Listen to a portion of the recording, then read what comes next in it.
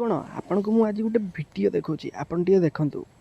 ଏ ଜଣେ ମହିଳା କଥା ହେଉଛନ୍ତି, କିନ୍ତୁ ମହିଳା କଥା ହେବା ସମୟରେ ଯାହାକି ଜଣେ ଯୁବକ ସହ କଥା ହେଉଛନ୍ତି। ବନ୍ଧୁଗଣ, ଏ ଯୁବକ ଜଣକ ଯାହା ବି ପ୍ୟାଣ୍ଟ ଖୋଲିକି ଦେଖାଉଛନ୍ତି ସେଇଟା ମୁଁ ଦେଖାଇ ପାରିବି, କିନ୍ତୁ ମହିଳା ଜଣକ ଯାହା ସାର୍ଟ ଖୋଲିକି ଦେଖାଇବା ପାଇଁ ଗଞ୍ଜିଟା ପିନ୍ଧିଛନ୍ତି ତ ସେଇଟା ମୁଁ ଦେଖାଇବି। କିନ୍ତୁ ଆପଣଙ୍କୁ ଦେଖିବା ପାଇଁ ହେଲେ ଭିଡ଼ିଓଟାକୁ ଲାଇକ୍ କମେଣ୍ଟ ସେୟାର କରିବାକୁ ପଡ଼ିବ, ଚ୍ୟାନେଲଟାକୁ ସବସ୍କ୍ରାଇବ୍ କରିବାକୁ ପଡ଼ିବ।